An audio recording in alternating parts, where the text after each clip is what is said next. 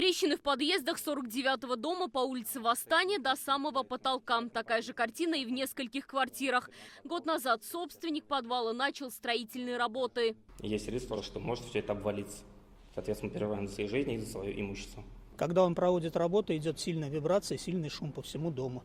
В нескольких квартирах и в подъездах появились трещины. Дом построен более полувека назад. Тогда это было болотистое место, говорят местные, и переживают, что фундамент не выдержит. Собственник помещения – частный предприниматель Эмиль Зайнуллин. Купил подвал 2 года назад. У меня жена и медицина, и, значит, и сын массажист, и дочка учится в этом медицинском. Хотим под клинику сделать. Как сообщили в администрации, заявление на перепланировку от собственника не поступало. Сегодня на месте работала выездная комиссия района. Выяснили, здесь идет выемка грунта и демонтаж напольной стяжки. Если бы он снимал только стяжку, то вопрос один. А тут он уже работает с грунтом. Здесь нужен проект на эти работы. Проектная документация будет составляться по итогу замены коммуникации. Коммуникации будет менять управляющая компания. В управляющей компании подтвердили, капремонт по замене инженерных сетей запланирован на этот год. Однако это не отменяет согласование проекта собственника.